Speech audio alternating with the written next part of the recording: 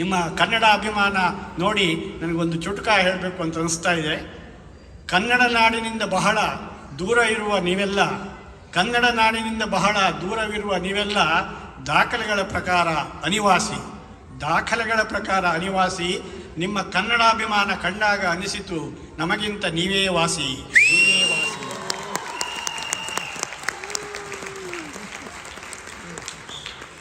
ನಾನು ಪ್ರಸನ್ನ ಅವ್ರ ಹತ್ರ ಕೇಳಿದೆ, ನೀವು ವಿಂಶತಿ ವೈಭವ ಅಂತ ಮಾಡ್ತಾ ಇದ್ದೀರಿ, ಅಲ್ಲಿ ಬಂದು ನಾನು ಹಾಸ್ಯ ಭಾಷಣ ಮಾಡಲು ಗಂಭೀರ ಭಾಷಣ ಮಾಡಲು ಸ್ವಲ್ಪ ನನಗೆ ಗೊಂದಲ ಆಗಿದೆ ಅಂತಂದೆ. ಅವ್ರು ಹೇಳಿದ್ರು, ಇಲ್ಲ ನೀವು ಏನು ಬೇಕಾದ್ರೂ ಭಾಷಣ ಮಾಡಿ, ನಾವು ಚಪ್ಪಾಳೆ ತಟ್ತೀವಿ ಅಂತ ಸಹೃದಯರು ನೀವೆಲ್ಲ. ಆದರೆ ನನಗೆ ಗೊತ್ತಿದೆ ಈ ಚಪ್ಪಾಳೆಯಲ್ಲಿ ಸ್ವಲ್ಪ ವ್ಯತ್ಯಾಸ ಇರುತ್ತೆ. ಹಾಸ್ಯ ಭಾಷಣ ಮಾಡಿದಾಗ ನಗಿಸಿದ್ದಕ್ಕೆ ಚಪ್ಪಾಳೆ, ಹಾಸ್ಯ ಭಾಷಣ ಮಾಡಿದಾಗ ನಗಿಸಿದ್ದಕ್ಕೆ ಚಪ್ಪಾಳೆ, ಗಂಭೀರ ಭಾಷಣ ಮಾಡಿದರೆ ಮುಗಿಸಿದ್ದಕ್ಕೆ ಚಪ್ಪಾಳೆ.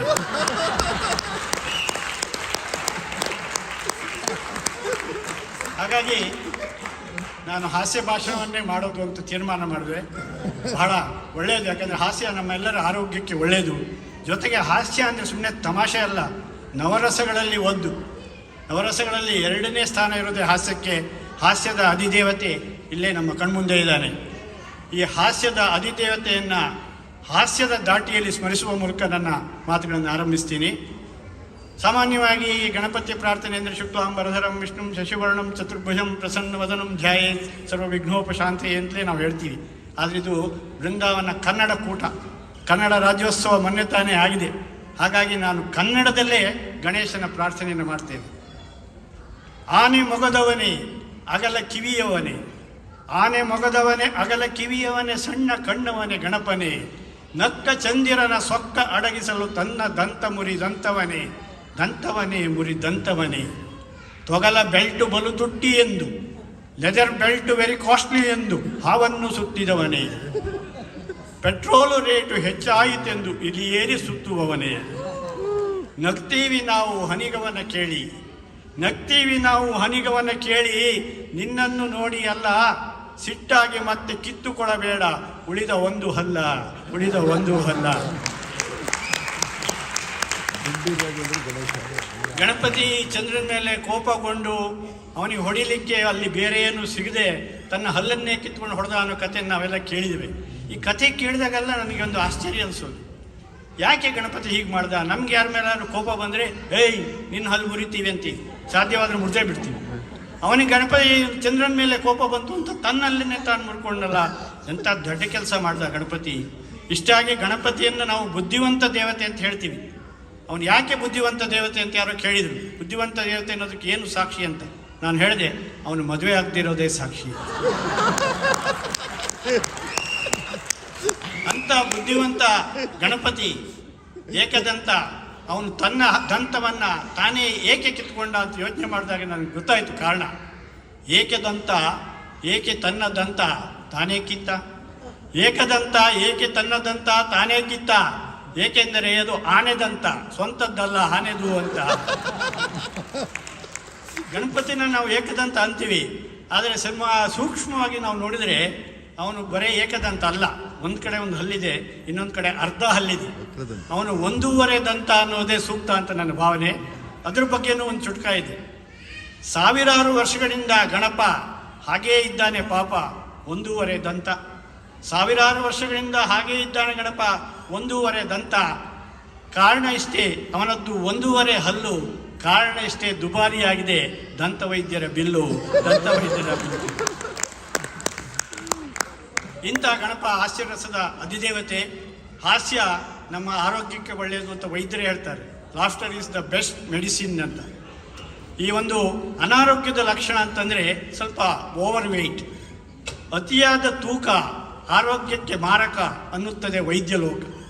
ಅತಿಯಾದ ತೂಕ ಆರೋಗ್ಯಕ್ಕೆ ಮಾರಕ ಅನ್ನುತ್ತದೆ ವೈದ್ಯಲೋಕ. ಈ ಮಾತಿಗೆ ಒಂದು ವಿನಾಯಿತಿ, ಡೊಳ್ಳು ಹೊಟ್ಟೆ ವಿನಾಯಕ. ಸಿಕ್ಕಾಪಟ್ಟೆ ತಿಂತಾನೆ, ವಾಕಿಂಗ್ ಬೇಡ ಅಂತಾನೆ, ಆದರೂ ಆರೋಗ್ಯವಂತ ಗಣಪತಿ. ಸಿಕ್ಕಾಪಟ್ಟೆ ತಿಂತಾನೆ, ವಾಕಿಂಗ್ ಬೇಡ ಅಂತಾನೆ, ಆದರೂ ಆರೋಗ್ಯವಂತ ಗಣಪತಿ. ಕಾರಣ ಇಷ್ಟೇ, ಹಾಸ್ಯರಸಕ್ಕೆ ಅವನೇ ಅಧಿಪತಿ, ಅವನೇ ಅಧಿಪತಿ. ಹಾಸ್ಯ ನಮ್ಮ ಆರೋಗ್ಯಕ್ಕೆ ಒಳ್ಳೆಯದು ಅನ್ನೋದಕ್ಕೆ ಗಣಪತಿಯ ಪುರಾವೆ. ಹೀಗಾಗಿ ತಾವು ಈ ವಿಂಶತಿ ವೈಭವದಲ್ಲಿ ಹಾಸ್ಯದ ಕಾರ್ಯಕ್ರಮವನ್ನು ಇಟ್ಟುಕೊಂಡು ನನ್ನ ಕರೆದದ್ದು ಬಹಳ ಒಳ್ಳೆಯ ನಿರ್ಣಯವನ್ನು ನೀವು ಮಾಡಿದ್ದೀರಿ. ಈ ಸಂದರ್ಭದಲ್ಲಿ ಎಲ್ಲ ಒಂದು ಮಾತು ಹೇಳ್ತಾರೆ ನನ್ನ ಹಾಗೆ, ಹಾಸ್ಯ ಒಳ್ಳೆಯದು ಅಂತ. ಆದರೆ ಈ ಹಾಸ್ಯ ಎಂಬ ಮೆಡಿಸಿನ್ನು, ಔಷಧ ಎಲ್ಲಿ ಸಿಗುತ್ತೆ ಯಾರೂ ಹೇಳಲ್ಲ. ಅದು ಡ್ರಗ್ ಹೌಸ್ನಲ್ಲಿ ಸಿಗಲ್ಲ. ಅದು ಎಲ್ಲಿ ಸಿಗುತ್ತೆ ಅಂದರೆ ನಮ್ಮ ನಿತ್ಯ ಜೀವನದಲ್ಲೇ ಸಿಗುತ್ತೆ. ನಾನು ಕೆಲವು ಉದಾಹರಣೆಗಳನ್ನು ನಿಮಗೆ ಕೊಡ್ತೀನಿ.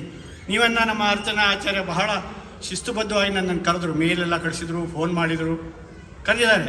ಎಲ್ಲರೂ ಇದೇ ರೀತಿ ಕರೆಯೋದಿಲ್ಲ ಸರ್. ಕೆಲವೊಮ್ಮೆ ಅವ್ರು ಕರೆಯೋ ರೀತಿಯಲ್ಲೇ ಹಾಸ್ಯ ಇರುತ್ತೆ. ಒಂದು ಸಾರಿ ನನಗೆ ಬೀದರ್ನಿಂದ ಒಬ್ಬರು ಫೋನ್ ಮಾಡಿದರು, ನಾನು ಬೆಂಗಳೂರಲ್ಲಿದ್ದೆ. ನಮಸ್ಕಾರ ರೀ ಸರ, ಡುಂಡಿರಾಜನಿಂದ ಸರ ಅಂದೆ. ಹ್ಞೂ ರೀ ಡುಂಡಿರಾಜನ್ ಸರ, ನೀವು ಭಾಳ ದೊಡ್ಡ ಅಭಿಮಾನಿ ಇದ್ದೀವಿ ರೀ ಸರ್ ಅಂತ. ಹೌದ್ರಿ, ಏನು ರೀ ವಿಷಯ ಅಂತ. ನೋಡಿ ಸರ, ನಾವು ಬೀದರ್ನಾಗ ಒಂದು ರಾಜ್ಯ ಮಟ್ಟದ ಕವಿಗೋಷ್ಠಿ ಮಾಡ್ಲಿಕ್ಕೆ ಹತ್ತೀವಿ ರೀ ಅಂತ. ಹತ್ರಿ ಅಂತ. ಹಂಗಲ್ರಿ ಸರ, ಈ ರಾಜ್ಯ ಮಟ್ಟದ ಕವಿಗೋಷ್ಠಿ ಅಧ್ಯಕ್ಷತೆ ವಹಿಸೋಕೆ ನೀವಾ ಬರ್ಬೇಕು ನೋಡ್ರಿ ಅಂತಂದು. ನನಗೆ ಭಾಳ ಖುಷಿ ಆಯಿತು. ಅಧ್ಯಕ್ಷತೆ ನನಗೆ ಕೊಡ್ತಿದ್ದಾರಲ್ಲ ಅಂತ ತಕ್ಷಣ ಒಪ್ಕೊಳ್ಳೋನು. ಆದರೆ ತಕ್ಷಣ ಒಪ್ಕೊಳ್ಳೋದು ನಮ್ಮ ಗ್ರೇಡಿಗೆ ಕಮ್ಮಿ. ಹಾಗಾಗಿ ನಾನು ಸೌಜನ್ಯಕ್ಕೆ ಒಂದು ಮಾತು ಹೇಳಿದೆ, ಅಲ್ರಿ ರಾಜ್ಯ ಮಟ್ಟದ ಕವಿಗೋಷ್ಠಿ ಅಂತೀರಿ, ಬೆಂಗಳೂರಿನಲ್ಲಿ ಎಂತೆಂಥ ಕವಿಗಳಿದ್ದಾರೆ, ನನಗಿಂತ ದೊಡ್ಡ ಕವಿಗಳು ಎಷ್ಟು ಜನ ಇದ್ದಾರೆ. ಜ್ಞಾನಪೀಠ ಪಡೆದ ಡಾಕ್ಟರ್ ಚಂದ್ರಶೇಖರ್ ಕಂಬಾರ್ ಇದ್ದಾರೆ, ಬರಗೂರು ರಾಮಚಂದ್ರಪ್ಪ ಇದ್ದಾರೆ, ಎಚ್.ಎಸ್. ವೆಂಕಟೇಶ್ ಮೂರ್ತಿಯವರು ಇದ್ದಾರೆ, ಬಿ.ಆರ್. ಲಕ್ಷ್ಮಣರಾವ್ ಇದ್ದಾರೆ. ಯಾರು ದೊಡ್ಡ ಕವಿ ಕರೀರಲ್ಲ ಅಂತಂದು. ಇಲ್ರಿ ಸರ, ನೀವೇ ಬರ್ಬೇಕು ನೋಡ್ರಿ. ಅಲ್ಲ ಯಾಕಂತ ಹೇಳ್ರಲ್ಲ ಅಂದೆ. ನೋಡಿ ಸರ, ನೀವು ಏನೇನು ದೊಡ್ಡ ಕವಿಗಳ ಹೆಸರು ಏನೇನು ಹೇಳಿದ್ರಿ, ಅವರೆಲ್ಲ ಭಾಳ ರೊಕ್ಕ ಕೇಳ್ತಾರೆ ಸರ. ನಾವು ವಿಮಾನದಾಗೆ ಬರಬೇಕು, ಕಾರ್ನಾಗೆ ಬರಬೇಕು ಅಂತವ್ರಿ ಸರ. ನೋಡ್ರಿ ಸರ್, ಒಂದು ಮಾತು ಹೇಳ್ತೀನಿ, ಇಡೀ ಕರ್ನಾಟಕದಾಗ ಅಗದಿ ಚೀಪ್ ಆ್ಯಂಡ್ ಬೆಸ್ಟ್ ಕವಿ ಅಂದ್ರೆ ನೀವೇ ನೋಡ್ರಿ ಸರ್.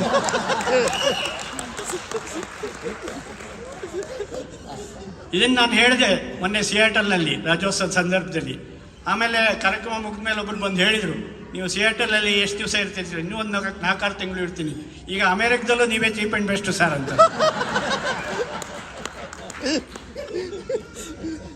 ಆಮೇಲೆ ನಮ್ಮ ಮಂಗಳೂರು ಕಡೆಯಿಂದ ಒಂದು ಸಾರಿ ಒಬ್ಬರು ಕನ್ನಡ ಪಂಡಿತರು, ಒಂದು ಎಡಪಡಿತ ಅಂತ ಏನೋ ಹೆಸರಿತ್ತು ಅವ್ರದ್ದು.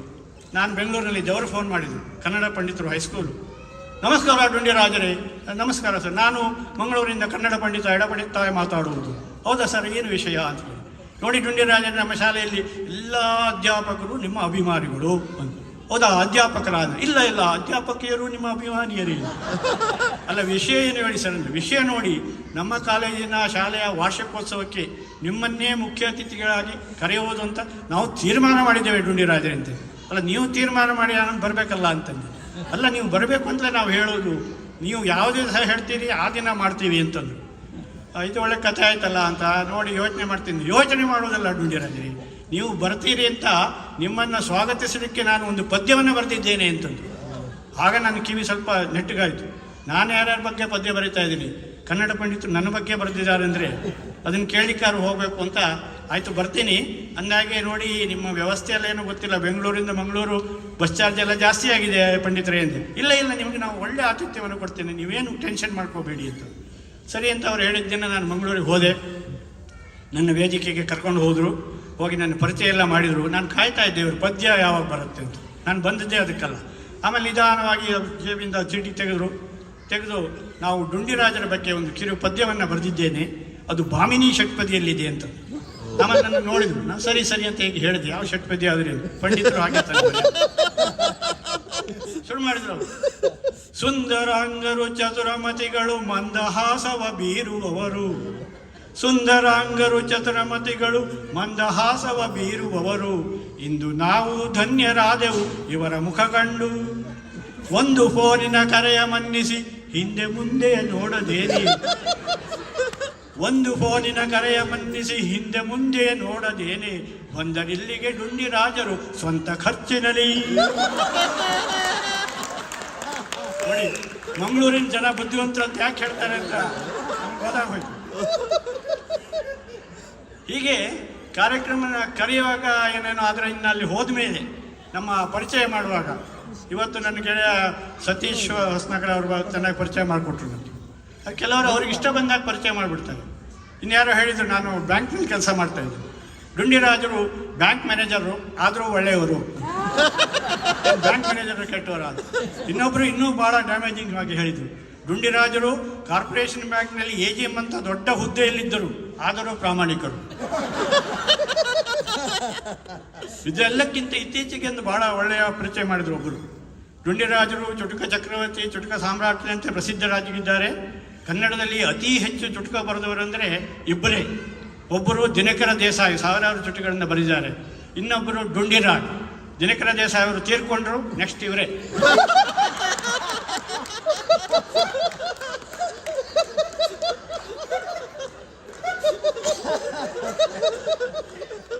ಹೀಗೆ ನಮ್ಮ ಪರಿಚಯದಲ್ಲೇ ಹಾಸ್ಯ. ಆಮೇಲೆ ಅಲ್ಲಿ ಹೋದ ಮೇಲೆ ನಮ್ಮ ಅಭಿಮಾನಿಗಳು ಏನೇನೋ ಪ್ರಶ್ನೆ ಕೇಳ್ತಾರೆ, ಅವರ ಪ್ರಶ್ನೆಯಲ್ಲೇ ಹಾಸ್ಯ ಇರುತ್ತೆ. ಬಹಳ ಜನರಿಗೆ ನನ್ನ ಹೆಸರೇ ದೊಡ್ಡ ಸಮಸ್ಯೆ. ಸರ್, ಈ ಡುಂಡಿರಾಜ ಅಂದ್ರೆ ಏನು? ಡುಂಡಿರಾಜ ಅಂದ್ರೆ ನನ್ನ ಹೆಸರು. ಅದು ನಿಮ್ಮ ಸ್ವಂತ ಹೆಸರಾ? ಇನ್ನೇನು ಹೆಸರಲ್ಲೂ ಬಾಡಿಗೆ ಹೆಸರು, ಲೀಸ್ ಹೆಸರು ಅಂತೆಲ್ಲ ಇರುತ್ತೆ. ಅಲ್ಲ, ಯಾಕ್ರಿ ಹಂಗೆ ಕೇಳ್ತೀರಾ? ಸ್ವಂತ ಹೆಸರು. ಹಂಗಲ್ಲ ಸರ್, ಈ ಕವಿಗಳಿಗೆಲ್ಲ ಕಾವ್ಯನಾಮ ಅಂತಿರುತ್ತೆ. ನಮ್ಮ KV ಪುಟ್ಟಪ್ಪನವರು ಕುವೆಂಪು ಅಂತ ಇಟ್ಕೊಂಡಿದ್ರು. ಆಮೇಲೆ ದತ್ತಾತ್ರೇಯ ರಾಮಚಂದ್ರ ಬೇಂದ್ರೆಯವರು ಅಂಬಿಕಾತನೇ ದತ್ತ ಅಂತ ಇಟ್ಕೊಂಡಿದ್ರು.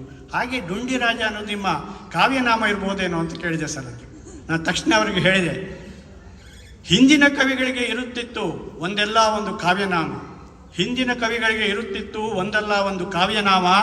ಇಂದಿನ ಕವಿಗಳು ಕಾವ್ಯಕ್ಕೆ ನಾಮ ಅಂತ.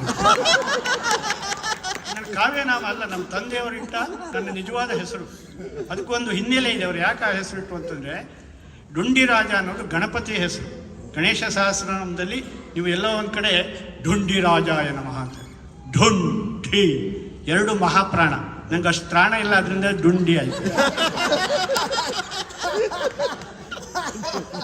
ನಮ್ಮ ತಂದೆ ಅನೇಕ ವರ್ಷಗಳ ಕಾಲ ಕಾಶಿಯಲ್ಲಿದ್ದರು ಸ್ವಾಮೀಜಿಗಳ ಜೊತೆಗೆ. ಕಾಶಿ ವಿಶ್ವನಾಥನ ದರ್ಶನ ಮಾಡಬೇಕಾದ್ರೆ ಡುಂಡಿ ಗಣಪತಿ ದರ್ಶನ ಮಾಡಿಯೇ ಹೋಗಬೇಕಿತ್ತು. ಆ ಗಣಪತಿಯ ನೆನಪಿಗೆ ಅವ್ರು ನನಗೆ ಹೆಸರಿಟ್ಟರು. ಬಹುಶಃ ಗಣೇಶನಿಂದಾಗಿ ನನ್ನಲ್ಲಿ ಸ್ವಲ್ಪ ಹಾಸ್ಯ ಪ್ರಜ್ಞೆ ಬಂತು ಅಂತ ನಾನು ಅನ್ಕೋತೀನಿ. ಹೀಗೆ ನನ್ನ ಹೆಸರಿನ ಹಿನ್ನೆಲೆಯನ್ನೆಲ್ಲ ನಾನು ಬಹಳ ಸೂಕ್ಷ್ಮವಾಗಿ ಎಲ್ರಿಗೂ ಹೇಳಿದೆ. ಒಬ್ರಿಗೆ ಇಷ್ಟಕ್ಕೆ ಸಮಾಧಾನ ಆಗಲಿಲ್ಲ. ಸರ್, ನಿಮ್ಮ ಹೆಸರು ಗೊತ್ತಾಯಿತು ಡುಂಡಿರಾಜ ಅಂತ, ನಿಮ್ಮ ಮಿಸ್ಸಸ್ ಹೆಸರೇನು ಸರ್? ನಾನು ಸ್ವಲ್ಪ ಹುಷಾರಾದೆ. ಈಗ ಹೆಸರು ಕೇಳ್ತಾನೆ, ಆಮೇಲೆ ಫೋನ್ ನಂಬರ್ ಕೇಳಿದ್ರೆ ಅದಕ್ಕೆ ನಾನು ಹೇಳಿದೆ, ನನ್ನ ಹೆಂಡತಿ ಹೆಸರು ಡುಂಡಿ ರಾಣಿ.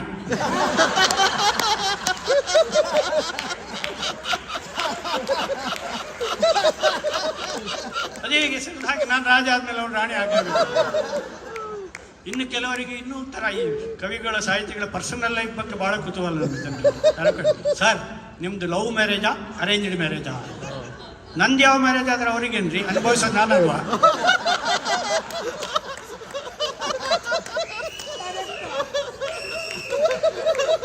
ನೋಡಿ, ಬಹಳ ಜನ ಅನುಭವಗಳಿದ್ದಾರೆ ಇಲ್ಲಿ.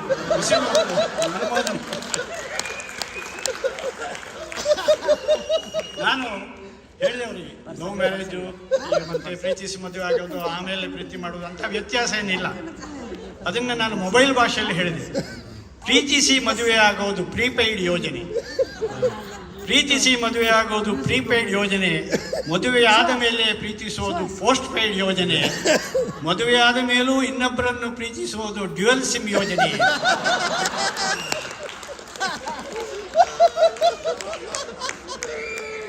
ನನ್ನ ಮದುವೆ ಹೇಗಾಯಿತು ಅಂತ ನಾನು ಮದುವೆ ಆದ ಕೆಲವು ವರ್ಷಗಳಲ್ಲೇ ಒಂದು 3 ಸಾಲಿನ ಪದ್ಯ ಬರೆದಿದ್ದೀನಿ.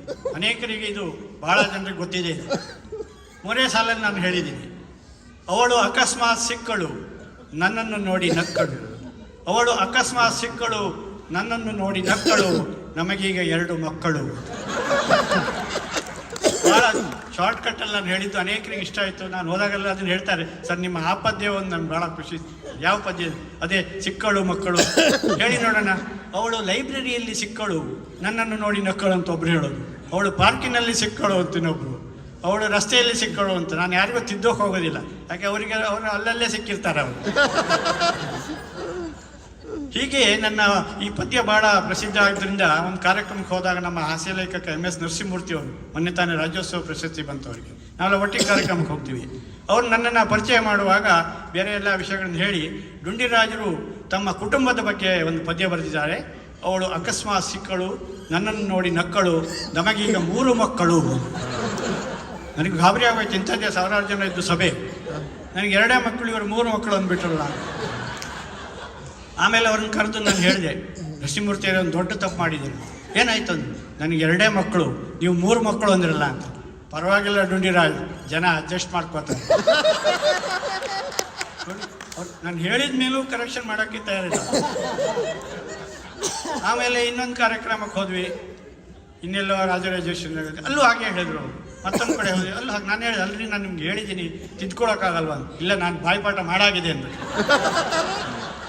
ಸರಿ ಅಂತ ಸುಮ್ಮನಿದ್ದೆ. ಆಮೇಲೆ ಒಂದು ಸರಿ JP ನಗರದಲ್ಲೇ ಒಂದು ಕಾರ್ಯಕ್ರಮ ಆಯಿತು, ನಮ್ಮ ಮನೆ ಹತ್ರನೇ. ಅಲ್ಲೂ ಹಾಗೆ ಹೇಳ್ಬಿಡೋದು ಅವರು. ಆ ದಿವಸ ನಾನು ಬಿಡಲಿಲ್ಲ ನರಸಿಂಹಮೂರ್ತಿ ಅವರಿಗೆ. ನೋಡಿ ನರಸಿಂಹಮೂರ್ತಿ ಅವರೇ, ನೀವು ಹೋಗಿ ಇವತ್ತು ತಿದ್ದುಪಡಿ ಮಾಡಲೇಬೇಕು. 3 ಮಕ್ಕಳಲ್ಲ, ಡುಂಡಿರಾಜ್ರಿಗೆ 2 ಮಕ್ಕಳು ಅಂತ ಇನ್ನೊಂದ್ಸರಿ ನೀವು ಹೇಳಲೇಬೇಕು ಅಂತಂದು. ಯಾಕೆ ಡುಂಡಿರಾಜ್, ಜನ ಅಡ್ಜಸ್ಟ್ ಮಾಡ್ಕೋತಾರಲ್ಲ. ಇಲ್ಲ, 1 ಜನ ಬಂದು ಮುಂದಿನ ಸೀಟಲ್ಲಿ ಕೂತಿದೆ, ಅಡ್ಜಸ್ಟ್ ಮಾಡ್ಕೊಳ್ಳಲ್ಲ. ಭಾಳ ಬುದ್ಧಿವಂತರಪ್ಪ ನೀವು, ನಾನು ಯಾರು ಅಂತ ಹೇಳೋದೇ ಬೇಡ. ನನ್ನ ಹೆಂಡತಿ ಬಂದು ಕೂತಿದ್ಲ ಆ ದಿವಸ. ಇವ್ರು 3 ಮಕ್ಕಳು ಅಂದರೆ ನಾನು ಮನೆಗೆ ಹೋಗ್ಬೇಕಾಗ್ಬೇಡ, ದಾರಿಯಲ್ಲೇ ಶುರುವಾಗುತ್ತೆ. CBI ಎನ್ಕ್ವೈರಿ, CID ಎನ್ಕ್ವೈರಿ ಎಲ್ಲ ಶುರುವಾಗುತ್ತೆ. ಆ 3ನೇದು ಯಾವಾಗ ಆಯಿತು? ಮದುವೆಗೆ ಮೊದಲೇ ಆಗಿತ್ತೋ ಅಥವಾ ಬೆಳಗಾವಿ ಟ್ರಾನ್ಸ್ಫರ್ ಆದಾಗ ಒಬ್ಬರೇ ಹೋದ್ರಲ್ಲ, ಹಾಗೇನಾದ್ರು ಆಯಿತಾ? ಸೊ ಇದೆಲ್ಲ ಬೇಡ ನರಸಿಂಹಮೂರ್ತಿ ಅವರೇ. ಮುಂದಿನ ಸಾರಿ ನಾನು ನಿಮ್ಮ ಜೊತೆ ಕಾರ್ಯಕ್ರಮಕ್ಕೆ ಬರಬೇಕು ಅಂತಿದ್ರೆ ನೀವು ಹೋಗಿ ತಿದ್ದುಪಡಿ ಮಾಡಲೇಬೇಕು, ಡುಂಡಿರಾಜರಿಗೆ 2 ಮಕ್ಕಳು ಅಂತ ಹೇಳಬೇಕು ಅಂತೇಳಿ ಒತ್ತಾಯದಿಂದ ಅವ್ರು ಕಳಿಸಿದೆ. ಅವರು ಮನಸ್ಸಿಂದ ಮೈಕ್ ಹತ್ರ ಬಂದು ಈಗ ಹೇಳಿದರು. ನಾನು ಡುಂಡಿರಾಜರ ಪರಿಚಯವನ್ನು ಮಾಡುವಾಗ ಒಂದು ಸಣ್ಣ ತಪ್ಪಾಗಿದೆ. ನಾನು ಅವರಿಗೆ 3 ಮಕ್ಕಳು ಅಂತ ಹೇಳಿದೆ. ಈಗ ಅವ್ರು ನನ್ನ ಹತ್ರ ಹೇಳಿದ್ದಾರೆ, ಅಫಿಷಿಯಲಿ ಅವ್ರಿಗೆ 2 ಮಕ್ಕಳು.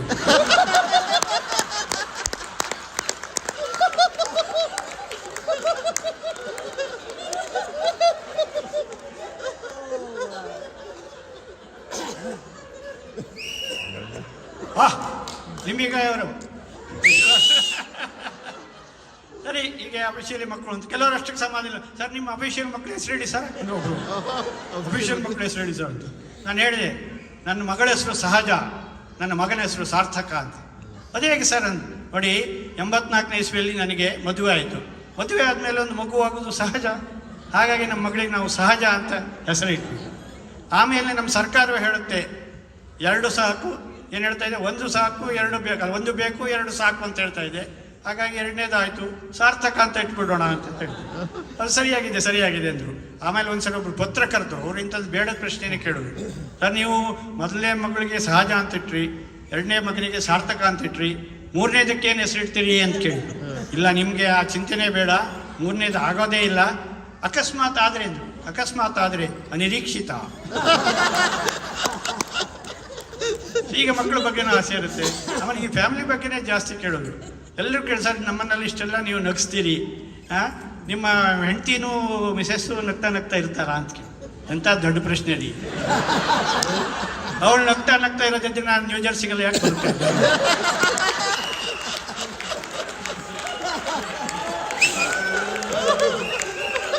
ನಾನು ಎಲ್ಲ ಗಂಡನ ಹೆಂಡತಿಯರಾಗಿ ನಾವು ಕಚ್ಚಾಡ್ತಾ ಇರ್ತೀವಿ.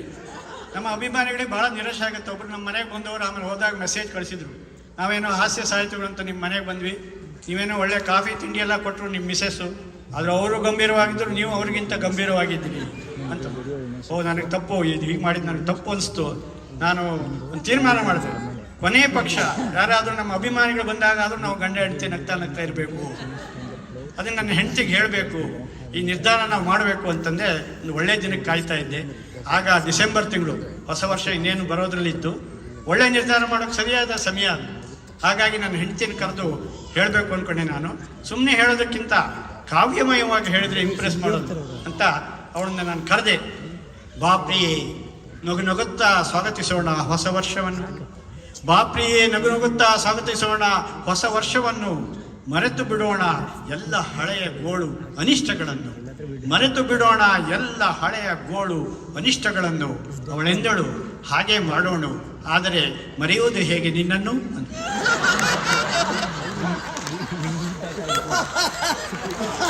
ಉಷಾ, ಇದಕ್ಕೆ ಚಪ್ಪಾಳೆ ತಟ್ಟಬೇಕು ನೀವು. ಅದೇ ನಮ್ಮ ಸಮಸ್ಯೆ. ಈ ಹಳೆಯದನ್ನು ನಮಗೆ ಮರೆಯೋಕ್ಕಾಗಲ್ಲ. Past is history, future is mystery, present is the beautiful present of the god ಅಂತ. ಈ ವರ್ತಮಾನ ಅಂತಕ್ಕೆ ನೋಡಿ, ಪ್ರೆಸೆಂಟ್ ಅನ್ನೋ ಅರ್ಥದಲ್ಲಿ ಅದೊಂದು ಉಡುಗೊರೆ ಕೂಡ. ಸೊ ಈ ವರ್ತಮಾನದ ಕ್ಷಣಗಳಲ್ಲಿ ನಮ್ಗೆ ಬೇಕಾದಷ್ಟು ಆಸೆ ಸಿಗುತ್ತೆ. ಇವತ್ತು ನಾನು ಮಧ್ಯಾಹ್ನ ಊಟ ಮಾಡ್ತಿರ್ಬೇಕಾದ್ರೆ ನಮ್ಮ ಶಶಿಕುಮಾರ್ ಅವರು ಪಕ್ಕದಲ್ಲಿ ಕೂತ್ಕೊಂಡು ಊಟ ಮಾಡ್ತಾ ಇದ್ದೆ. ಶಶಿಕುಮಾರ ಪಕ್ಕದಲ್ಲೇ ಅವರು ಶ್ರೀಮತಿ ಅವರಿದ್ರು. ಅವ್ರು ಹೇಳಿದರು, ಇವಳು ನನ್ನ ಶ್ರೀಮತಿ, ನಾವಿಬ್ಬರು ದಂಪತಿ, ನಾನು ದಮ್ಮಿಲ್ಲದ ಪತಿ. ನನ್ ಖುಷಿ ಆಯ್ತು ನೋಡಿ, ಎಷ್ಟು ಅವರು ತಮ್ಮನ್ನು ತಾವೇ ಆಸೆ ಮಾಡ್ಕೋತಾರೆ. ಬಹಳ ಒಳ್ಳೆಯ ಇದು. ನಾನು ತಕ್ಷಣ ಹೇಳಿದೆ, ನಿಮಗೆ ನಮ್ಮ ಸಿಂಪತಿ. ಹೀಗೆ ಅಲ್ಲಲ್ಲಿ ಹಾಸ್ಯ ಹುಟ್ಟುತ್ತೆ. ಕೇಳ್ತಾರೆ, ಹಾಸ್ಯ ನಿಮ್ಗೆ ಹೇಗೆ ಸರ್ ವಸ್ತು ಸಿಗುತ್ತೆ ಅಂತ. ಒಂದ್ಸಾರಿ ನಮ್ಮ ದೂರದರ್ಶನದಲ್ಲಿ ಒಂದು ಕವಿಗೋಷ್ಠಿ ಮಾಡಿದ್ರು, ನೇರ ಪ್ರಸಾರದ ಕವಿಗೋಷ್ಠಿ. ದೊಡ್ಡ ದೊಡ್ಡ ಕವಿಗಳನ್ನು ಕರೆದಿದ್ರು, ಬಹುಭಾಷಾ ಕವಿಗೋಷ್ಠಿ ಅದು. ಕನ್ನಡದಿಂದ ನಾನು ಹೋಗಿದ್ದೆ, ಹಿಂದಿಯಿಂದ ಯಾರೊಬ್ಬರು ಬಂದಿದ್ರು. ನಾನು ಕವನ ಓದ್ತಿರ್ಬೇಕಾದ್ರೆ ಆ ಹಿಂದಿ ಕವಿ ಕೆಮ್ತಾ ಇದ್ದ, ಬೇಕಂತಲೇ ಕೆಮ್ತಿದ್ದಾನೆ. ನಾನು ಭಾಳ ಕೋಪ ಬಂತು, ನನಗೆ ತುಂಬ ಡಿಸ್ಟರ್ಬ್ ಆಗ್ತಾ ಇತ್ತು. ನಾನು ಕವಿತೆ ಓದುವಾಗ ಅವ್ನು ಕೆಮ್ಮೋದು. ತಕ್ಷಣ ನನಗೆ ಅಲ್ಲೇ 2 ಸಾಲಿನಲ್ಲಿ ಅವನಿಗೆ ನಾನು ಉತ್ತರ ಕೊಟ್ಟೆ, ಕವಿತಾ ಪಡ್ನೇ ದೋ ಹಮ್ಕೋ, ಅರೆ ಕವಿತಾ ಪಡ್ನೇ ದೋ ಹಮ್ಕೋ, ಆಮೇಲೆ ಬೇಕಾದ್ರೆ ಕೆಮ್ಕೋ.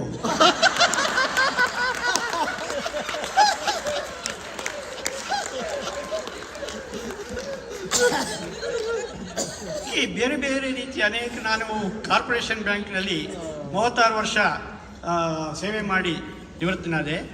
ಅನೇಕರಿಗೆ ಆಶ್ಚರ್ಯ, ಸರ್ ನೀವು ಬ್ಯಾಂಕ್ನಲ್ಲಿ ಮ್ಯಾನೇಜರ್ ಎಲ್ಲ ಆಗಿದ್ದವ್ರು ಹೇಗೆ ಹಾಸ್ಯ ಮಾಡ್ತೀರಿ ಅಂತ. ಯಾಕಂದರೆ ಪಾಪ ಅವ್ರಿಗೆ ಗೊತ್ತು ಬ್ಯಾಂಕ್ ಮ್ಯಾನೇಜರ್ ಸ್ಥಿತಿ, ಹಣಕಾಸಿನ ವ್ಯವಹಾರ, ಅಲ್ಲಿ ನಗೆ ಹೇಗೆ ನಿಮಗೆ ಬರುತ್ತೆ ಅಂತ. ನನಗೆ ಬ್ಯಾಂಕ್ನಲ್ಲೇ ಬೇಕಾದಷ್ಟು ವಸ್ತುಗಳು ಸಿಕ್ಕಿತ್ತು. ನಾನು ಬ್ರಹ್ಮಾವರದಲ್ಲಿ, ಉಡುಪಿ ಹತ್ರ ಬ್ರಹ್ಮಾವರ ಅಂತ ಒಂದು ಊರಿದೆ, ಅಲ್ಲಿ ಬ್ರಾಂಚ್ ಮ್ಯಾನೇಜರ್ ಆಗಿದ್ದು. ನಾನು ಫಸ್ಟ್ ಮೊದಲ ಸಾರಿ ಬ್ರಾಂಚ್ ಮ್ಯಾನೇಜರ್ ಅಂತೂ ಆ ಶಾಖೆಯಲ್ಲಿ. ಅಲ್ಲೇ ನನಗೆ ಗೋಲ್ಡ್ ಮೆಡಲ್ ಎಲ್ಲ ಬಂತು. ಕಾರಣ ಏನಂದರೆ ಅಲ್ಲಿ ತುಂಬ NRI ಕಸ್ಟಮರ್ಸ್ ಇದ್ದು. ಅಲ್ಲಿಂದ ಎಲ್ಲ ಗಲ್ಫಿಗೆ ಹೋದವರು, ಅಮೆರಿಕಕ್ಕೆ ಹೋದವರು, ಗಲ್ಫಿಗೆ ಜಾಸ್ತಿ ಬ್ರಹ್ಮಾವರದಲ್ಲಿ ತುಂಬ ಜನ. ಸೊ ನನಗೆಲ್ಲ ಒಳ್ಳೆ NRI ಡೆಪಾಸಿಟ್ಸ್ ತುಂಬ ಬರ್ತಾ ಇತ್ತು ನನಗೆ. ನಾನು ಅವರಿಂದ ವಿಶೇಷವಾಗಿ ನೋಡ್ಕೊಳ್ತಾ ಇದ್ದೆ. ನಮ್ಮ ಅಟೆಂಡರಿಗೆ ಗೊತ್ತಿತ್ತು, ಅವರು ಸಾಮಾನ್ಯ ಗ್ರಾಹಕರು ಬಂದರೆ ಅವನು ಕಾಫಿ ಚಹಾ ತರ್ತಿದ್ದ, NRI ಬಂದರೆ ಕೋಲ್ಡ್ ಡ್ರಿಂಕ್ಸ್ ತರ್ತಾ ಇದ್ದ ಅವನು, NRI ಅಂತ. ನಾನು ನನ್ನ ಹಿಂದ್ಗಡೆ ಒಂದು 2 ಸಾಲ ಚುಟ್ಕನೆ ಹಾಕ್ಬಿಟ್ಟಿದ್ದೆ, NRI NRI NRI NRI, ನೀವಲ್ಲದೆ ನಮಗೆ ಇನ್ನಾರೈ. ಹಾಗೆ ಬ್ಯಾಂಕ್ನಲ್ಲೇ ಮುಖ್ಯ ವಿಷಯ. ಇನ್ನು ನಮ್ಮ ಕಾರ್ಪೊರೇಷನ್ ಬ್ಯಾಂಕು ರಾಷ್ಟ್ರೀಕೃತ ಬ್ಯಾಂಕ್ ಆಗಿತ್ತದು. So service with a smile ಅಂತ, ನಗು ಮೊಗದ ಸೇವೆ ಅಂತ ನಮಗೆಲ್ಲ ಹೇಳಿದರು. ಹಾಗಾಗಿ ನಾವು ಮನೆಯಲ್ಲಿ ಎಷ್ಟು ಗಲಾಟೆ ಆಗಿದ್ರು, ಬ್ಯಾಂಕಿಗೆ ಬಂದ ತಕ್ಷಣ, ನಾನು ಕ್ಯಾಬಿನಿಗೆ ಹೋದ ತಕ್ಷಣ ನನ್ನ ಎಲ್ಲ ಹಲ್ಲುಗಳನ್ನು ತೋರಿಸ್ಕೊಂಡು ನಾನು ನಗ್ತಾ ನಗ್ತಾ ಕೂತ್ಕೋತಾ ಇದ್ದೆ, ಜನಗಳಿಗೆ ನಗು ಮೊಗದ ಸೇವೆ ಸಿಗಲಿ ಅಂತ. ಆದರೂ ಒಂದು ದಿವಸ ಒಬ್ಬರು ಗ್ರಾಹಕರು, ನಮ್ಮ ಪ್ರಸನ್ನ ಕುಮಾರ್ ಅಂತ ಒಬ್ಬ ರಸಿಕ ಗ್ರಾಹಕರು, ಅವರಲ್ಲ ಅವರಂತಹ, ಬಂದು ನನ್ನ ಹತ್ರ ಒಂದು ದೂರು ಕೊಟ್ಟರು. ಸರ್ ನಗುಮೊಗದ ಸೇವೆ ಅಂತೀರಿ, ಎಲ್ಲಿದೆ ಸರ್ ನಗುಮೊಗದ ಸೇವೆ ಅಂದರು. ಯಾಕೆ ಸರ್ ನಾನು ನಗ್ತಾ ಇದ್ದೀನಲ್ಲ ಅಂತ. ನೀವು ನಕ್ರೆ ಏನು ಪ್ರಯೋಜನ ಸರ್, ಆ ಕ್ಯಾಶ್ ಕೌಂಟರ್ನಲ್ಲಿ ಒಬ್ಳು ಚಂದದ ಹುಡುಗಿ ಕೂತಿದ್ದಾಳೆ ನೋಡಿ ಸರ್, ಆ ಅಮ್ಮ ಒಂದಿನಾನು ನಕ್ಕಿದ್ದು ನಾವು ನೋಡಿ. ಒಳ್ಳೆ ಮುಖ ಗಂಟು ಹಾಕ್ಕೊಂಡು ತನ್ನ ಕೈಯಿಂದ ಹಣ ಕೊಟ್ಟು ಓಡಂಗೆ ಮಾಡ್ತಾರೆ. ಇದು ನಗು ಮೊಗದ ಸೇವೆ ಅಲ್ಲ, ನಗು ಮುಗಿದ ಸೇವೆ ಅಂತ. ಅವ್ರು ಹೇಳಿದ್ರಲ್ಲಿ ಏನೂ ಉತ್ಪ್ರೇಕ್ಷೆ ಇರಲಿಲ್ಲ. ಯಾಕೆಂದರೆ ಆ ಹುಡುಗಿ ನಮ್ಮ ಶಾಖೆಗೆ ಜಾಯ್ನ್ ಆದ ದಿವಸ ನಾನು ಒಂದು ಸ್ಮೈಲ್ ಕೊಟ್ಟು ನೋಡಿದ್ದೆ, ಏನು ರೆಸ್ಪಾನ್ಸೇ ಇಲ್ಲ. ಮ್ಯಾನೇಜರನ್ನು ನೋಡಿ ನಗ್ದಿದ್ದವಳು ಯಾರೋ ಗ್ರಾಹಕರನ್ನೆಲ್ಲ ನೋಡಿ ಯಾಕೆ ನಗ್ತಾಳೆ. ಅದು ಅಲ್ಲದೆ ಅವಳದ್ದು ಹಣಕಾಸಿನ ಲೋಕ. ನಗ್ತಾ ನಗ್ತಾ ನಿಮ್ಗೊಂದು 1000 ರೂಪಾಯಿ ಜಾಸ್ತಿ ಕೊಟ್ಟರೆ ನೀವು ನಗ್ತಾ ನಗ್ತಾ ತೊಗೊಂಡೋಗ್ಬಿಡ್ತೀವಿ. ಸಂಜೆ ಟ್ಯಾಲಿ ಆಗದಿದ್ರೆ ಅವ್ಳ ಕೈಯಿಂದ ಕಟ್ಟಬೇಕು. ಸೊ ಅದನ್ನೆಲ್ಲ ಅವ್ರಿಗೆ ಹೇಗೆ ಹೇಳೋದು ಅನ್ನೋದನ್ನು ನಾನು ಪದ್ಯ ರೂಪದಲ್ಲಿ ಹೇಳಿದೆ. ಅಲ್ಲಿ ನಾವು ಬೋರ್ಡ್ ಹಾಕಿರ್ತೇವೆ ಕ್ಯಾಶ್ ಕೌಂಟ್ರಲ್ಲಿ, ನಕ್ಕದ್ದಂತ ಹಿಂದಿಯಲ್ಲಿ, ಕ್ಯಾಶ್ ಅಂತ ಇಂಗ್ಲೀಷ್ನಲ್ಲಿ, ನಗದು ಅಂತ ಕನ್ನಡದಲ್ಲಿ. ಕ್ಯಾಶ್ ಕೌಂಟರಿನ ಹುಡುಗಿಯರ ಮುಖದಲ್ಲಿ ನಗು ಹುಡುಕಿದರೂ ಸಿಗದು. ಕ್ಯಾಶ್ ಕೌಂಟರಿನ ಹುಡುಗಿಯರ ಮುಖದಲ್ಲಿ ನಗು ಹುಡುಕಿದರೂ ಸಿಗದು, ಅದಕ್ಕೆ ಇಲ್ಲಿ ಹಾಕಿದ್ದೇವೆ ಬೋರ್ಡು ನಗದು. ನೋಡಿ, ಈ ಚಪ್ಪಾಳೆ ಇದೆಲ್ಲ ಕನ್ನಡ ಭಾಷೆಗೆ ಸಲ್ಲಬೇಕು. ಯಾಕೆಂದರೆ ಭಾಷೆಯ ಸಾಮರ್ಥ್ಯವನ್ನು ತೋರಿಸುತ್ತೆ. ಕನ್ನಡ ಭಾಷೆಗೆ 12 ಅರ್ಥ ಅಂತ. ನಗದು ಅನ್ನೋದು ನಾಮಪದ ಆದರೆ ಕ್ಯಾಶ್, ಕ್ರಿಯಾಪದ ಆದರೆ ನಗೋದಿಲ್ಲ ಅಂತ. ಇದು ನಾನು ಬ್ಯಾಂಕಿಗೆ ಸೇರಿದ ಆರಂಭದ ವರ್ಷಗಳಲ್ಲಿ ಬರೆದ ಕವಿತೆ. 2016ರಲ್ಲಿ ನಾನು ರಿಟೈರ್ ಆಗುವಾಗ ಇದರ ಪಾರ್ಟ್ 2 ಕೂಡ ಬರೆದೆ. ಈ ಸಿನಿಮಾಗಳಲ್ಲೆಲ್ಲ ಪಾರ್ಟ್ 1 ಪಾರ್ಟ್ 2 ಬರುತ್ತಲ್ಲ, ನಗದು ಪಾರ್ಟ್ 2 ಅಂತ. ಆಗ ಕಾಲ ಭಾಳ ಬದಲಾಗಿದೆ. ಬ್ಯಾಂಕ್ನವರಿಗೆ ಜನ ಬ್ಯಾಂಕಿಗೆ ಬರೋದೇ ಬೇಡ ಅಂತ, ಆದಷ್ಟು ಹೊರಗಡೆ ಆನ್ಲೈನ್ ಮಾಡಿ ATMಗೆ ಹೋಗಿ ಅಂತ ಅವರು ಕಳಿಸೋದು. ಅಂಥದ್ರಲ್ಲಿ ಒಂದು ದಿವಸ ಕ್ಯಾಶ್ ಕೌಂಟರ್ನಲ್ಲಿ ನೋಡ್ತೀನಿ, ಆಗ್ತಾನೆ ಕೆಲಸಕ್ಕೆ ಸೇರಿದ ಇನ್ನೂ ಮದುವೆ ಆಗದ ಒಬ್ಳು ಹುಡುಗಿ ಫೋನಲ್ಲಿ ನಗ್ತಾ ಇದ್ದಾಳೆ. ಅವ್ಳ ಬಾಯ್ ಫ್ರೆಂಡ್ ಜೊತೆ ಹರಟೆ ಹೊಡಿತಿದ್ದಾಳೆ, ಏನು ಕತೆನೋ. ಬಂದವರಿಗೆಲ್ಲ ದುಡ್ಡು ಕೊಡ್ತಾ ಇದ್ದಾಳೆ, ನಗ್ತಾ ಇದ್ದಾಳೆ. ನನಗೆ ಗಾಬರಿ ಆಯ್ತು. ಅವಳ ಹತ್ರ ಹೋಗಿ ಅವಳಿಗೆ ಹೇಳಿದೆ, ನೋಡಮ್ಮ ಇದು ಕ್ಯಾಶು, ಸ್ವಲ್ಪ ಹುಷಾರಾಗಿರೋ, ನಾನು ಹೆಚ್ಚು ಕಮ್ಮಿ ಆದರೆ ತೊಂದರೆ ಆಗುತ್ತೆ ನಿಮಗೆ. ಇಲ್ಲ ಸರ್ ನೀವೇನು ಟೆನ್ಷನ್ ತೊಗೋಬೇಡಿ, ಎಲ್ಲ ಕಂಪ್ಯೂಟರ್ಸು ಮೆಷಿನ್ಗಳೆಲ್ಲ ಬಂದಿದೆ, ಕಳ್ನೋಟ್ ಕಡಿಬೇಕು ಮೆಷಿನ್ ಇದೆ, ನೀವೇನು ಟೆನ್ಷನ್ ಬೇಡಿ ತಗೊಳ್ಳಿ ಸರ್, ಹೋಗಿ ಸರ್ ಅಂತ. ಸರಿ, ನನಗೇನು ಗ್ರಾಹಕರಿಗೆ ನಗು ಮೊಗದ ಸೇವೆ ಸಿಗ್ತಾ ಇದೆ, ಸರಿ ಅವ್ರಿಗೇನು ಲಾಭ ಆಗ್ಬೋದು ಅಂತ ಪಾರ್ಟ್ 2 ಬರೆದೆ ನಾನು. ಅವಳು ನಕ್ರೆ ಏನಾಗುತ್ತೆ ಅಂತ. ಕ್ಯಾಶ್ ಕೌಂಟರಿನ ಚೆಲುವೆಯತ್ತ ಹರಿದು ನೋಟ, ಕ್ಯಾಶ್ ಕೌಂಟರಿನ ಚೆಲುವೆಯತ್ತ ಹರಿದು ನೋಟ, ಗಮನಿಸಲಿಲ್ಲ ಅವಳು ಕೊಟ್ಟ ಹರಿದ ನೋಟ. ನಗುಮೊಗದ ಸೇವೆಯ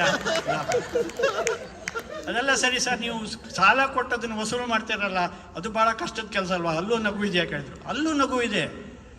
ಬೇಗ ತೀರಿಸುವೆ ಅನ್ನುತ್ತಾರೆ ಸಾಲ ಪಡೆಯುವ ಮುನ್ನ, ಬೇಗ ತೀರಿಸುವೆ ಅನ್ನುತ್ತಾರೆ ಸಾಲ ಪಡೆಯುವ ಮುನ್ನ, ವಸೂಲಿಗೆ ಹೋದರೆ ಕೇಳುತ್ತಾರೆ ಯಾವಾಗ ಸಾಲ ಮನ್ನಾ. ಹೀಗೆ ಕೇಳೋರು ಯಾರು? ಬಡವರು ಅನ್ಕೋಬೇಡಿ. ಬಡವರೆಲ್ಲ ಪಾಪ ರೈತರು ಬಡವರೆಲ್ಲ ಪ್ರಾಮಾಣಿಕವಾಗಿ ಕಟ್ತಾರೆ. ದೊಡ್ಡ ದೊಡ್ಡ ಬಿಸ್ನೆಸ್ಗಳ ಮೇಲೆ ನಾಮ ಹಾಕೋದು ಜಾಸ್ತಿ ಬ್ಯಾಂಕಿಗೆ. ದೊಡ್ಡ ದೊಡ್ಡ ಉದ್ಯಮಿಗೆ ಅವರಿಗೆಲ್ಲ ಗೊತ್ತಿದೆ NPA ರೂಲ್ಸ್, ಯಾವಾಗ NPA ರೈಟ್ ಆಫ್ ಆಗುತ್ತೆ ಎಲ್ಲ ಲೆಕ್ಕ ಹಾಕ್ಕೊಂಡಿರ್ತಾರೆ. ಏನೋ ಅಂಡರ್ಸ್ಟ್ಯಾಂಡಿಂಗ್ ಎಲ್ಲ ಇರುತ್ತೆ. ಹಾಗೆ ಒಂದು ಸಾರಿ ಒಬ್ಬ ಬಹಳ ದೊಡ್ಡ ಉದ್ಯಮಿ ಹಲವು ಬ್ಯಾಂಕ್ಗಳಿಗೆ NPA ಮಾಡಿ ಎಲ್ಲ ಹೋದರು. ಆಗ ನನಗೆ ಮಹಾಭಾರತ ನೆನಪಾಯಿತು. ಮಹಾಭಾರತದಲ್ಲಿ ಕರ್ಣಾರ್ಜುನರ ಯುದ್ಧದ ಪ್ರಸಂಗ ನೆನಪಾಯಿತು. ಈ ಅರ್ಜುನನಿಗೆ ಒಬ್ಬ ಸಾರಥಿ ಇರ್ತಾನೆ, ಎಲ್ರಿಗೂ ಗೊತ್ತು. ಯಾರು ಹೇಳಿ ಅರ್ಜುನನ ಸಾರಥಿ? ಕೃಷ್ಣ. ಕರ್ಣನ ಸಾರಥಿ ಯಾರು? ಕೆಲವರಿಗಾದ್ರೂ ಗೊತ್ತಿರಬೇಕು. ಶಲ್ಯ. ಅನೇಕರಿಗೆ ಗೊತ್ತಿದೆ. ಕರ್ಣನ ಸಾರಥಿ ಶಲ್ಯ. ಆದರೆ ಅವನು ಸಾಮಾನ್ಯ ಮನುಷ್ಯನಲ್ಲ, ಅವನು ಒಬ್ಬ ದೇಶದ ರಾಜ. ಹಾಗಾಗಿ ಅವನು ಬರುವಾಗಲೇ ಅವನು ಕಂಡೀಷನ್ ಹಾಕ್ಕೊಂಡು ಬಂದಿರ್ತಾನೆ. ಅವನು ನೋಡು, ನಾನು ಕೂಡ ಒಬ್ಬ ರಾಜ, ನಿನಗೆ ಸಲಹೆಗಳನ್ನು ಕೊಡ್ತೀನಿ, ಅದನ್ನು ನೀನು ತಗೊಳ್ಳೋದಾದ್ರೆ ನಾನು ಬಿಟ್ಟು ಹೋಗ್ತೀನಿ ಅಂತ ಹೇಳಿ ಬಂದಿರ್ತಾನೆ. ಒಂದು ಸಂದರ್ಭದಲ್ಲಿ ಅವನು ಕರ್ಣನಿಗೆ ಹೇಳ್ತಾನೆ, ನೋಡು ನಿನ್ನ ಗುರಿ ಸರಿ ಇಲ್ಲ, ಗುರಿ ಬದಲಾಯಿಸು ಅಂತ ಹೇಳ್ತಾನೆ ಕರ್ಣನಿಗೆ. ಕರ್ಣ ಇಲ್ಲ, ಒಮ್ಮೆ ತೊಟ್ಟ ಬಾಣ ಇನ್ನೊಮ್ಮೆ ತೊಡೋದಿಲ್ಲ ಅಂತ. ಆಗ ನನಗೆ ಸಡನ್ನಾಗಿ ಇವತ್ತಿನ ಕಾಲ ನೆನಪಾಯಿತು. ಅಂದು ಕರ್ಣ ಹೇಳಿದ್ದು ಒಮ್ಮೆ ತೊಟ್ಟ ಬಾಣ ಇನ್ನೊಮ್ಮೆ ತೊಡಲಾರೆ. ಅಂದು ಕರ್ಣ ಹೇಳಿದ್ದು ಒಮ್ಮೆ ತೊಟ್ಟ ಬಾಣ ಇನ್ನೊಮ್ಮೆ ತೊಡಲಾರೆ. ಇಂದಿನ ಮಹಿಳೆಯರು ಹೇಳುವುದು ಅದೇ, ಒಮ್ಮೆ ಉಟ್ಟ ಸೀರೆ ಇನ್ನೊಮ್ಮೆ ಉಡಲಾರೆ.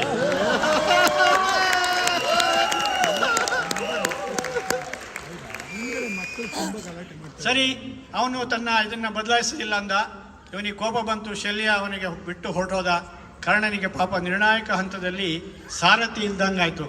ಆಗ ನನಗೆ ಬ್ಯಾಂಕಿನ ಪರಿಸ್ಥಿತಿ ನೆನಪಾಗಿ 2 ಸಾಲ ನಾನು ಬರೆದೆ, ಪತ್ರಿಕೆಯಲ್ಲೆಲ್ಲ ಬಂತದ್ದು. ಕರ್ಣನಿಗೆ ಕೈಕೊಟ್ಟ ಶಲ್ಯ, ಕರ್ಣನಿಗೆ ಕೈಕೊಟ್ಟ ಶಲ್ಯ, ಬ್ಯಾಂಕುಗಳಿಗೆ ಕೈಕೊಟ್ಟ ಮಲ್ಯ. ನಾನು ಆಗಲೇ ಹೇಳಿದೆ ನಿಮಗೆ, ಬಡವರು ಭಾಳ ಎತ್ತಿನಿಂದ ಸಾಲ ಕಟ್ತಾರೆ. ಅದರಲ್ಲಿ ನಾವು ಸೆಲ್ಫ್ ಹೆಲ್ಪ್ ಗ್ರೂಪ್ಸ್ ಅಂತ ಮಾಡ್ತೀವಿ, ಸ್ವಸಹಾಯ ಸಂಘ ಅಂತ. ಮಹಿಳೆಯರಂತೆ ಒಂದು ಸೆಲ್ಫ್ ಹೆಲ್ಪ್ ಗ್ರೂಪ್ ಮಾಡ್ತೀವಿ. ಅವರೆಲ್ಲ ಅವರದ್ದು ಸಂಪಾದನೆಯಲ್ಲಿ ಎಷ್ಟೋ ಹಣ ಉಳಿಸೋದು, ಅದರ ಎಷ್ಟೋ ಪಟ್ಟು ನಾವು ಕಡಿಮೆ ಬಡ್ಡಿಯಲ್ಲಿ ಸಾಲ ಕೊಡೋದು. ಹೀಗೆ ಇದು ಭಾಳ 100ಕ್ಕೆ 100 ಅದರಲ್ಲಿ ಸಾಲ ವಸೂಲಾತಿ ಆಗ್ತಾಯಿತ್ತು. ಸೆಲ್ಫ್ ಹೆಲ್ಪ್ ಗ್ರೂಪ್, ಮಹಿಳಾ ಸ್ವಸಹಾಯ ಸಂಘ. ಹೀಗಾಗಿ ಅದನ್ನು ಹೆಚ್ಚು ಹೆಚ್ಚು ಮಾಡಿ ಅಂತ ನಮಗೆ ಸರ್ಕಾರದಿಂದ, ನಮ್ಮ ಹಿರಿಯ ಅಧಿಕಾರಿಗಳಿಂದ ಒತ್ತಾಯ ಬರ್ತಾಯಿತ್ತು. ಒಂದು ಸಾರಿ 100 ಮಹಿಳಾ ಸ್ವಸಹಾಯ ಸಂಘಗಳ ಉದ್ಘಾಟನಾ ಕಾರ್ಯಕ್ರಮ ಎಲ್ಲ ಬ್ಯಾಂಕುಗಳು ಸೇರಿ ಮಾಡಿದ್ದು. ನಾನು ಇದನ್ನು ಯಾಕೆ ಹೇಳ್ತೀನಿ ಅಂತಂದರೆ, ನಮ್ಮ ಕನ್ನಡ ಭಾಷೆಗೆ 12 ಅರ್ಥ ಅಷ್ಟೇ, ಆ ಭಾಷೆಯನ್ನು ಸರಿಯಾಗಿ ಬಳಸೋದು ಕೂಡ ಭಾಳ ಮುಖ್ಯ. ಎಲ್ಲಿ ಮಲ್ಪ ಪ್ರಾಣ, ಎಲ್ಲಿ ಮಹಾಪ್ರಾಣ, ಅದನ್ನು ಸರಿಯಾಗಿ ಬಳಸ್ತಿದ್ರೆ ಅನಾಹುತ ಆಗ್ಬಿಡುತ್ತೆ. ಮಹಿಳಾ ಸ್ವಸಹಾಯ ಸಂಘ, ಸಂಘ ಅಂತಂದ್ರೆ ಅಲ್ಲಿ ಮಹಾಪ್ರಾಣ, ಸಂಘ ಅಂತೇಳ್ಬಿಟ್ಟು ಸಂಘ ಪಡ್ತಾ ಆಗೋದಿಲ್ಲ. ಆ ದಿವಸ ಪಾಪ ಅದನ್ನು ಉದ್ಘಾಟನೆ ಮಾಡೋಕ್ಕೆ ಬಂದಿರುವ ನಮ್ಮ ಸಚಿವರಿಗೆ ಅದೆಲ್ಲ ಗೊತ್ತಿಲ್ಲ. ಸಚಿವರು ಏನು ಮಾತಾಡಿದ್ರು ನಡೆಯುತ್ತೆ, ಅವ್ರು ಮಾತಾಡಿದ್ದೇನು ಅಂತ ನಾನು ಅದ್ರ ಬಗ್ಗೆನೇ ಕವನ ಬರೆದೆ. ಆಮೇಲೆ ಸ್ತ್ರೀ ಶಕ್ತಿ ಯೋಜನೆಯಡಿ 100 ಮಹಿಳಾ ಸ್ವಸಹಾಯ ಸಂಘಗಳನ್ನು ಉದ್ಘಾಟನೆ ಮಾಡಿ, ಸ್ತ್ರೀ ಶಕ್ತಿ ಯೋಜನೆಯಲ್ಲಿ 100 ಮಹಿಳಾ ಸ್ವಸಹಾಯ ಸಂಘಗಳನ್ನು ಉದ್ಘಾಟನೆ ಮಾಡಿ ಕರೆ ನೀಡಿದರು ಮಾನ್ಯ ಸಚಿವರು. ಮ್ಯಾನೇಜರರತ್ತ ನೋಡಿ, ಮುಂಬರುವ ದಿನಗಳಲ್ಲಿ ಇನ್ನೂ ಹೆಚ್ಚಿನ ಸಂಖ್ಯೆಯಲ್ಲಿ ಸ್ತ್ರೀ ಸಂಘ ಮಾಡಿ.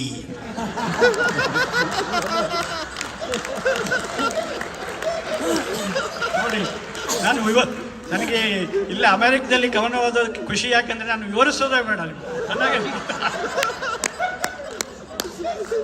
ಆದರೆ ಈ ಸ್ತ್ರೀ ಸಂಘ ಮಾಡಿ ಅಂತ ನಾನು ಹೇಳಿದ ತಕ್ಷಣ ಒಂದು ಕಡೆ ಕೇಳಿದ್ರು, ಆಮೇಲೆ ಏನು ಸರ್ ಸ್ತ್ರೀ ಸಂಘ ಮಾಡಿದ್ರ ಅಂತ.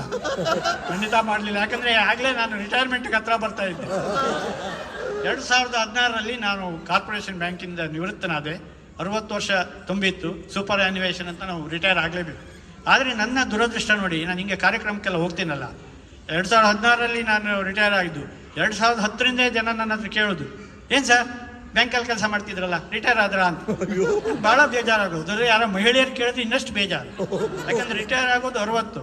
ನನಗೆ ಆವಾಗ ಇನ್ನೂ 55 ವರ್ಷ. ಒಂದು ಮಹಿಳೆ ಕೇಳಿದ್ದು, ಸರ್ ರಿಟೈರ್ ಆದ್ನು? ಇಲ್ಲ ರೀ, ಇನ್ನೂ 5 ವರ್ಷ ಸರ್ವಿಸ್ ಇದೆ ಅಂದೆ. ಓಹೋ, 65ಗೆ ರಿಟೈರ್ಮೆಂಟಾ?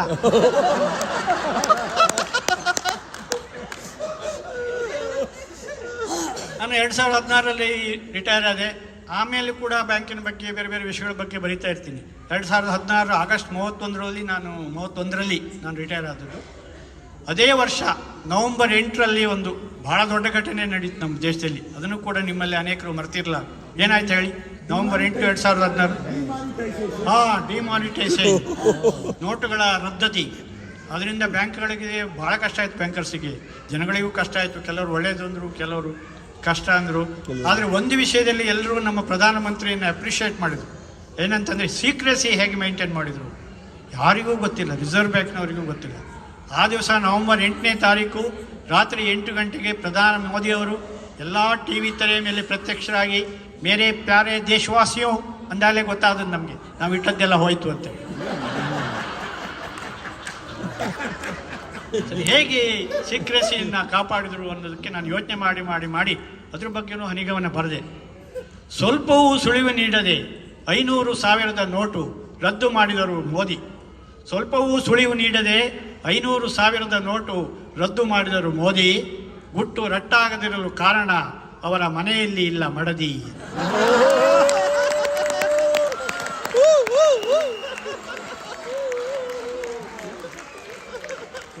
ಖಂಡಿತ ನೀವು ತಪ್ಪಾಳೆ ತಟ್ಬೋದು. ಯಾಕಂದರೆ ನಾನು ಸುಮ್ಮನೆ ತಮಾಷೆಗೆ ಹೇಳಿದ್ದು. ಸ್ವಲ್ಪ ದಿವಸದ ಮೇಲೆ ಇನ್ನೊಂದು ನ್ಯೂಸ್ ಬಂತು. ಈ ಎಲ್ಲ ಒಂದು ಚರ್ಚೆಗಳು, ಡಿಮಾನಿಟೈಸೇಷನ್ ಡಿಸ್ಕಷನ್ಸ್ ಎಲ್ಲ ಪ್ರಧಾನಿಯವರ ಮನೆಯಲ್ಲೇ ಆಗಿತ್ತು. ನಿಜವಾಗಿ ನಾನು ಸುಮ್ಮನೆ ಊಹೆ ಮಾಡಿದ್ದು, ಅದು ನಿಜ ಆಯಿತು. ಇನ್ನೊಂದ್ಸರಿ ಹೀಗೆ ಆಯಿತು. ನಾನು ರೈಲು ಸಖಿಯರ ಸೇವೆ ಅಂತ ಒಂದು ನ್ಯೂಸ್ ಬಂದಿತ್ತು. ಮೊನ್ನೆ ಇತ್ತೀಚೆಗೆ ಬಸ್ಸು ಸಖಿಯರ ಸೇವೆ ಕೂಡ ಬರಲಿದೆ ಅಂತ. ನಾನು ಆವಾಗಲೇ ಅದರ ಬಗ್ಗೆ ತಮಾಷೆ ಮಾಡಿ ಬರ್ತಿದ್ದೆ. ವಿಮಾನದಲ್ಲಿ ಗಗನ ಸಖಿ, ರೈಲಿನಲ್ಲಿ ರೈಲು ಸಖಿ. ವಿಮಾನದಲ್ಲಿ ಗಗನ ಸಖಿ, ರೈಲಿನಲ್ಲಿ ರೈಲು ಸಖಿ. ಬರಬಹುದು ಇನ್ನು ಮುಂದೆ ಬಸ್ಸಿನಲ್ಲೂ ಬಸ್ಸು ಸಖಿ. ಒಟ್ಟಿನಲ್ಲಿ ಗಂಡು ಇನ್ನು ಮನೆ ಹೊರಗೆ ಹೆಚ್ಚು ಸುಖಿ.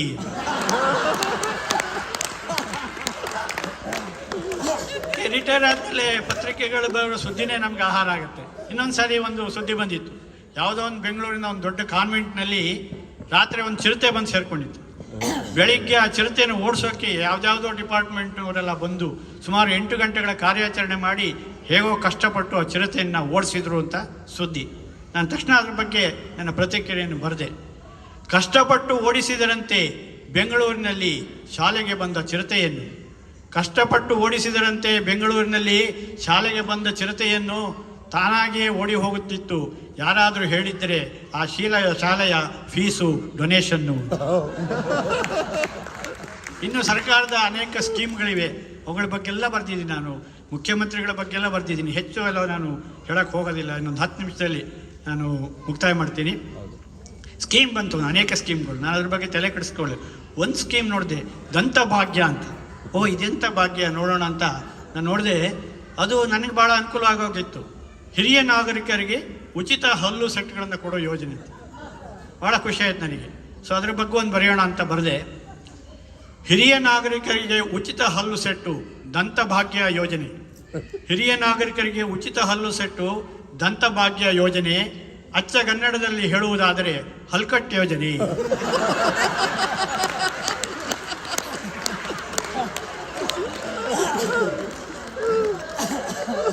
ಹೀಗೆ ಪತ್ರಿಕೆಯಲ್ಲಿ ಬರುವ ಸುದ್ದಿ ಹಾಸ್ಯಕ್ಕೆ ವಸ್ತು ಆಗುತ್ತೆ ಅನ್ನೋದಕ್ಕೆ ನಾನು ಒಂದು ಉದಾಹರಣೆ ನಿಮ್ಗೆ ಕೊಡ್ತೀನಿ. ಉದಯವಾಣಿ ಒಂದು ಪತ್ರಿಕೆ ಕೇಳಿರ್ತೀರಲ್ವಾ, ಹೆಸರು ಉದಯವಾಣಿ, ಮಂಗಳೂರಿನವರು ಕಡೆ ಅಂತ ಕೇಳಿರ್ತೀರಿ. ಆ ಪತ್ರಿಕೆ ನಾನು ಕಳೆದ 13 ವರ್ಷಗಳಿಂದ ಪ್ರತಿದಿನ ಒಂದು ಹನಿಗವನ ಬರಿತಾ ಇದ್ದೀನಿ. ನನಗೆ ಸಾಕಾಗಿ ನಿಲ್ಲಿಸ್ತೀನಿ ಅಂದರೆ ಅವ್ರು ಬಿಡ್ತಾ ಇಲ್ಲ. ಪತ್ರಿಕೆಯಲ್ಲಿ ಬರೋ ಸುದ್ದಿಗಳು ಅವುಗಳನ್ನೇ ಆಧರಿಸಿ ನಾನು ಬರಿತಾ ಇರೋದು, ಅದು ನಡೀತಾ ಇದೆ. ಹೀಗೆ ಪತ್ರಿಕೆಗಳನ್ನು ನೀವು ಓದಿ ಸುತ್ತಮುತ್ತ ನೋಡಿದ್ರೆ ಹಾಸ್ಯಕ್ಕೆ ವಸ್ತು ಸಿಗುತ್ತೆ. ಆದರೆ ಕೆಲವು ಸರಿ ಪತ್ರಿಕೆಯಲ್ಲಿ ಸುದ್ದಿನೇ ಇರೋದಿಲ್ಲ ರೀ. ಈ ಹಬ್ಬ ಗಿಬ್ಬ ಬಂದ್ರಂತೂ ಏನೂ ನ್ಯೂಸ್ ಇಲ್ಲ, ಬರೀ ಅಡ್ವರ್ಟೈಸ್ಮೆಂಟ್. ಎಲ್ಲಿ ನೋಡಿದ್ರು ಅಡ್ವರ್ಟೈಸ್ಮೆಂಟ್. ಆದರೆ ಅಡ್ವರ್ಟೈಸ್ಮೆಂಟ್ನಲ್ಲೂ ಕೆಲವೊಮ್ಮೆ ನಮಗೆ ಸ್ಫೂರ್ತಿ ಸಿಗುತ್ತೆ. ಒಂದು ಸಾರಿ ಹೀಗೆ ಹಬ್ಬದ ಸಮಯದಲ್ಲಿ ಒಂದು ಸಣ್ಣ ಅಡ್ವರ್ಟೈಸ್ಮೆಂಟ್ ಇತ್ತು. ದೊಡ್ಡ ದೊಡ್ಡ ಅಡ್ವರ್ಟೈಸ್ಮೆಂಟ್ ನಡುವೆ ಚಿಕ್ಕದಾಗಿ ಒಂದು heavy unbelievable discount on under garments. ಕನ್ನಡದಲ್ಲೂ ಬೇರೆ ಬರೆದಿದ್ರು, ಒಳ ಉಡುಪುಗಳ ಮೇಲೆ ಭಾರೀ ದರ ಕಡಿತ. ತಕ್ಷಣ ನನಗೇನೋ ಫ್ಲ್ಯಾಶ್ ಆಯಿತು. ಮರುದಿವಸ ಬರೆದೆ ನಾನು, ಹಬ್ಬದ ಸಲುವಾಗಿ ಒಳ ಉಡುಪುಗಳ ಮೇಲೆ ಭಾರೀ ದರ ಕಡಿತ. ಹಬ್ಬದ ಸಲುವಾಗಿ ಒಳ ಉಡುಪುಗಳ ಮೇಲೆ ಭಾರೀ ದರ ಕಡಿತ. ಧರಿಸಿದ ನಂತರ ಗೊತ್ತಾಗುತ್ತದೆ ಒಳಗೂ ಭಾರಿ ಕಡಿತ.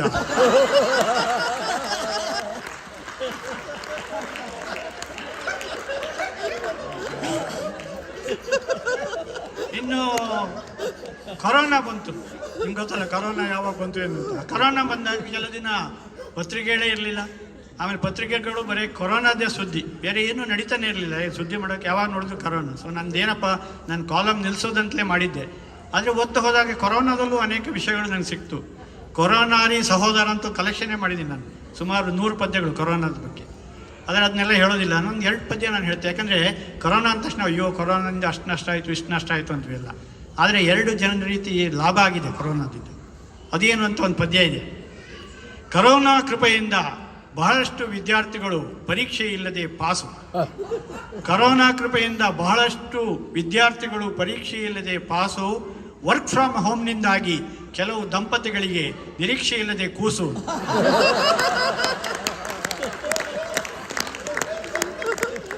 ಅವರಿಗೆ ನಿರೀಕ್ಷೆ ಇಲ್ಲದೆ ಕೂಸು. ನಮ್ಮಂಥ ಕಲಾವಿದರಿಗೆ ಭಾರಿ ಲಾಸು.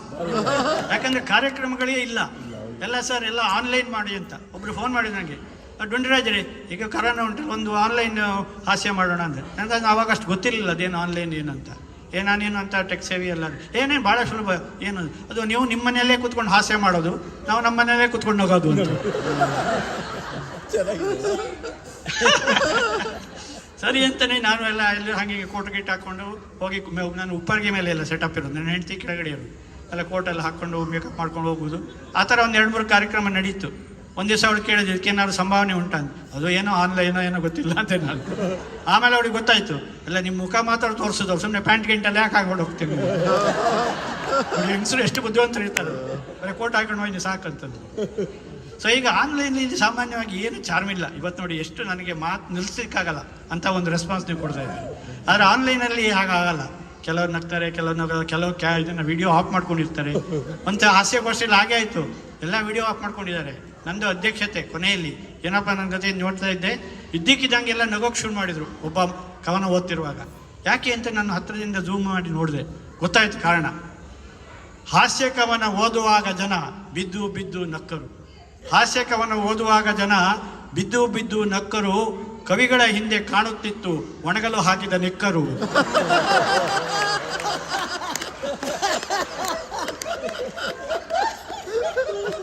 ಹೀಗೆ ಕೊರೋನಾ ಆಯಿತು. ಆಮೇಲೆ ಈಗ ಮೊಬೈಲ್ ಲೋಕದಲ್ಲಿ ನಾವಿದ್ದೇವೆ. ಮೊಬೈಲ್ ಬಗ್ಗೆ ಕೂಡ ಬರಿಬೋದು. ಈ ಮೊಬೈಲ್ ಬಗ್ಗೆ ಒಂದು ಪದ್ಯ ನಾನು ಹೇಳಲೇಬೇಕು. ಈ ಮೊಬೈಲ್ ಅನ್ನೋದು ನಮಗೆ ಎಷ್ಟು ಅದರಿಂದ ಅನುಕೂಲಗಳಿವೆ ಅಷ್ಟೇ ಅನಾನುಕೂಲಗಳಿವೆ. ಆ ಮೊಬೈಲ್ ಬಗ್ಗೆ ಒಂದು ಪದ್ಯ, ಅದೆಲ್ಲ ಯಾರೋ ಹೇಳಿದ್ದನ್ನು ಕೇಳ್ತಾ ಇದ್ದೆ. ಮೊನ್ನೆ ಯಾರೋ ಹೇಳ್ತಾ ಇದ್ರು ಈ ಮೊಬೈಲು ಮತ್ತು ಚಿಕ್ಕ ಮಕ್ಕಳ ಡೈಪರು ಎರಡೂ ಒಂದೇ ಅಂತ. ಮೊನ್ನೆ ಯಾರೋ ಹೇಳ್ತಾ ಇದ್ರು ಈ ಮೊಬೈಲು ಮತ್ತು ಚಿಕ್ಕ ಮಕ್ಕಳ ಡೈಪರು ಎರಡೂ ಒಂದೇ ಅಂತ. ಆಗಾಗ ತೆಗೆದು ಚೆಕ್ ಮಾಡಬೇಕು ಏನಾದರೂ ಬಂತಾ.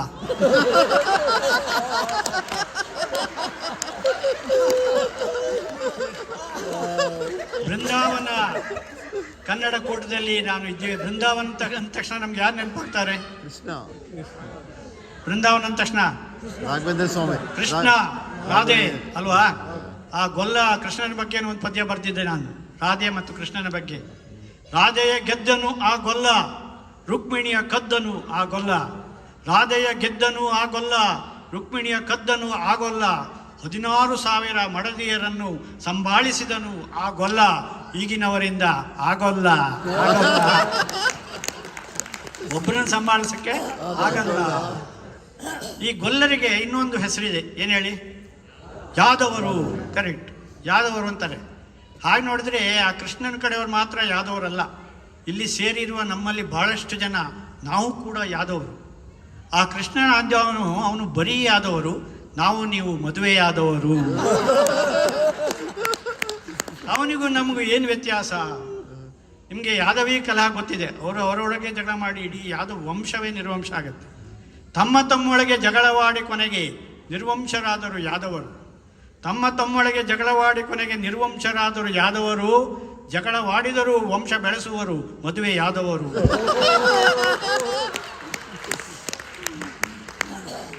ಹೀಗೆ ನಮ್ಮ ಸಂಸಾರದ ಬಗ್ಗೆ ಸಾಕಷ್ಟು ಪದ್ಯಗಳಿವೆ. ಇನ್ನು ಈ ಸಂಸಾರಕ್ಕೆ ಸಾಮರಸ್ಯಕ್ಕೆ ನೀವು ಏನೋ ಸೂತ್ರ ಕೊಡ್ತೀರಾ ಅಂತ ಅನೇಕ ಜನ ಕೇಳಿ. ಸುಮಾರು 40 ವರ್ಷಗಳ ನನ್ನ ದಾಂಪತ್ಯದಲ್ಲಿ ನಾನು ಕೆಲವು ಸೂತ್ರಗಳನ್ನು ಕೊಟ್ಟಿದ್ದೆ. ದಾಂಪತ್ಯದಲ್ಲಿ ಸ್ವಲ್ಪ ಧ್ವನಿಪೂರ್ಣವಾಗಿ ಮಾತಾಡಬೇಕು. ನೇರವಾಗಿ ಮಾತಾಡಿದರೆ ಹೆಂಡತಿಗೆ ಬೇಜಾರಾಗುತ್ತೆ.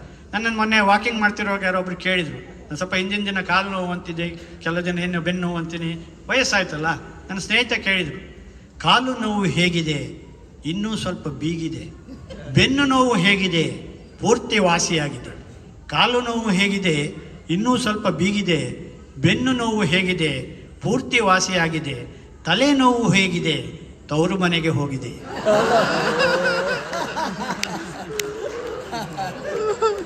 ಉಷಾ ಕೇಳ್ತಾ ಇದ್ದೀರಿ? ನೋಡಿ, ನನಗೆ ಗೊತ್ತು ನೀವು ಕೇಳ್ತೀರಿ ಅಂತ. ಅದಕ್ಕೆ ನಿಮಗೆ ನೀವು ಹೇಳ್ಬೋದಾದ, ಹೆಣ್ಮಕ್ಳು ಹೇಳ್ಬೋದಾದ ಒಂದು ಕೌಂಟ್ರ್ ಕೂಡ ಇದೆ, ಅದನ್ನು ಹೇಳ್ಬಿಡ್ತೀನಿ. ಯಾಕಂದರೆ ವಯಸ್ಸು ಎಲ್ರಿಗೂ ಆಗುತ್ತೆ. ನನ್ನ ಹೆಂಡತಿಗೂ ವಯಸ್ಸಾಗಿದೆ, ಅವರಿಗೂ ಸ್ನೇಹಿತರಿದ್ದಾರೆ, ಅವಳು ವಾಕಿಂಗ್ ಮಾಡ್ತಾರೆ, ಅವರಿಗೂ ಕೇಳಬಹುದು. ಕಾಲು ನೋವು ಹೇಗಿದೆ? ಇನ್ನೂ ಸ್ವಲ್ಪ ಬೇಗಿದೆ. ಸೊಂಟ ನೋವು ಹೇಗಿದೆ? ಪೂರ್ತಿ ವಾಸಿಯಾಗಿದೆ. ತಲೆನೋವು ಹೇಗಿದೆ? ನ್ಯೂ ಜೆರ್ಸಿಗೆ ಹೋಗಿದೆ. ಸೊ ಹೀಗೆ ಹಾಸ್ಯಕ್ಕೆ ಅನೇಕ ಮುಖಗಳು ಬೇರೆ ಬೇರೆ ರೀತಿಯಲ್ಲಿ ಇರುತ್ತೆ. ಭಾಳ ಒಂದು ಸಂತೋಷ ಏನಂತಂದರೆ, ಅನೇಕ ಜನ ನಮ್ಮಲ್ಲಿ ಸ್ಟ್ಯಾಂಡಪ್ ಕಾಮಿಡಿ ಮಾಡ್ತಾರೆ. ಎಲ್ಲರೂ ಸಾಮಾನ್ಯವಾಗಿ ಗದ್ಯದಲ್ಲಿ ಹಾಸ್ಯ ಮಾಡ್ತಾರೆ. ನಾನು ಮಾಡ್ತಿರೋದು ಪದ್ಯದಲ್ಲಿ ಹಾಸ್ಯ. ಇನ್ನು ಕೆಲವರದ್ದು ಮಧ್ಯದಲ್ಲಿ ಹಾಸ್ಯ, ಅದು ಸಾಯಂಕಾಲ ಆದಮೇಲೆ. ಅದಕ್ಕೆ ಬೃಂದಾವನದಲ್ಲಿ ಅವಕಾಶ ಇಲ್ಲ ಅಂತ ಪ್ರಸನ್ನ ಹೇಳ್ಬಿಟ್ಟಿದ್ದಾರೆ. ಆದರೆ ವ್ಯತ್ಯಾಸ ಇದೆ. ಈ ಗದ್ಯದಲ್ಲಿ ಹಾಸ್ಯ ಅನ್ನೋದು ಭಾಳ ನೇರವಾಗಿರುತ್ತೆ, ನಿಮಗೆ ತಕ್ಷಣ ಅರ್ಥ ಆಗುತ್ತೆ. ಪದ್ಯದಲ್ಲಿ ಹಾಸ್ಯ ಅನ್ನೋದು ಭಾಳ ಸೂಕ್ಷ್ಮವಾಗಿರುತ್ತೆ. ನಿಮ್ಮಂಥ ಪ್ರಬುದ್ಧ ಪ್ರೇಕ್ಷಕರಿಗೆ ಮಾತ್ರ. ನಾನು ಅಮೇರಿಕದಲ್ಲಿ ಬಂದಾಗಲೆಲ್ಲ ನನಗನ್ಸಿದೆ, ಭಾಳ ಬೇಗ ಕ್ಯಾಚ್ ಮಾಡ್ತಾರೆ ಇವರು, ನಾವು ವಿವರಿಸೋ ಅಗತ್ಯನೇ ಇಲ್ಲ. ಎಲ್ಲ ಕಡೆ ಈಗ ಆಗೋದಿಲ್ಲ. ಒಂದ್ಸಲ ನಾನು ಹಾಸನಕ್ಕೆ ಹೋಗಿ ಇಂಥ ಪದ್ಯಗಳನ್ನು ಓದಿದ್ದೆ. ಯಾಕಂದರೆ ವಿಮರ್ಶಕರು ಹೇಳೋ ಪ್ರಕಾರ ಇದು ಧ್ವನಿಪೂರ್ಣವಾದ ಸೂಕ್ಷ್ಮವಾದ ಹಾಸ್ಯವೇ ಶ್ರೇಷ್ಠ ಹಾಸ್ಯ ಅಂತಾರೆ. ಅಂಥ ಪದ್ಯಗಳನ್ನು ನಾನು ಬರೆದದನ್ನು ಹಕ್ಕಿ ನಾನು ಓದಿದೆ. ನನ್ನ ಕವನ ಸಂಕಲನದ ಪುಸ್ತಕದಲ್ಲಿ ಒಂದು ಜಿರಲೆಯ ಹೆಣ, ನನ್ನ ಕವನ ಸಂಕಲನದ ಪುಸ್ತಕದಲ್ಲಿ ಒಂದು ಜಿರಲೆಯ ಹೆಣ, ಅದನ್ನು ನೋಡಿದ ಆ ಕ್ಷಣದಿಂದ ನನಗೆ ಅಪರಾಧಿ ಪ್ರಜ್ಞೆ, ಅನುಮಾನ ಓದಿರಬಹುದೇ ಅದು ನನ್ನ ಕವನ? ನಿಮಗೆ ಅರ್ಥ ಆಯಿತು. ಇದನ್ನೇ ನಾನು ಹಾಸನದಲ್ಲಿ ಓದಿದಾಗ ಯಾರೂ ನಗಲಿಲ್ಲ ರೀ. ಇಂಥದ್ದು 2-3 ಪದ್ಯ ಯಾರೂ ನಗಲೇ ಇಲ್ಲ. ಎಲ್ಲ ಮುಂದ್ಗಡೆ ಕೂತು ಒಂದು 3 ಜನ ನಗ್ತಾ ಇದ್ರು. ನಾನು ಕರೆದವರು ಅಂತ ಕಾಣುತ್ತೆ. ಸರಿ, ನನಗೇನು, ನಗೋದು ಬಿಡೋದು ಅವರ ಕರ್ಮ, ನಗಿಸೋದು ನನ್ನ ಧರ್ಮ ಅಂತ ನಾನು 1 ಗಂಟೆ ಭಾಷಣ ಮಾಡಿದೆ. ಆಮೇಲೆ ದಿವಸ ಅಲ್ಲೇ ಹಾಲ್ಟ್ ಮಾಡಿ ಮರುದಿವಸ ಹಾಸನ ಬೀದಿಲಿ ಹಿಂಗೆ ಹೋಗ್ತಾ ಇದ್ದೆ. ಯಾರೋ ಅಷ್ಟು ದೂರದಿಂದ ಒಂದು 4 ಜನ ಯುವಕರು ನನ್ನನ್ನು ಕೈ ತೋರಿಸ್ಕೊಂಡು ನನ್ನ ಕಡೆನೇ ಬಂದು ಕೇಳಿದರು, ಸರ್ ನಿನ್ನೆ ಟೌನ್ ಹಾಲಲ್ಲಿ ಕವನ ಓದಿದ್ದು ನೀವೇ ಅಲ್ವಾ ಸರ್? ಹೌದಪ್ಪ ನಾನೇನು, ಭಯ ಆಯಿತು ಸರ್, ಭಾಳ ಚೆನ್ನಾಗಿತ್ತು ಸರ್ ಅಂತ ಬಿದ್ದು ಆಗೋಕ್ಕೆ ಶುರು ಮಾಡಿದೆ. ನನಗೆ ಆಶ್ಚರ್ಯ ಆಯ್ತು. ನಾನು ಹೇಳಿದೆ, ಅಲ್ರಿ ನಾನು ಕವನ ಓದಿದ್ದು ನಿನ್ನೆ ಅಂದೆ, ನಮ್ಗೆ ಅರ್ಥ ಆದದ್ದು ಇವತ್ತು ಸರ್.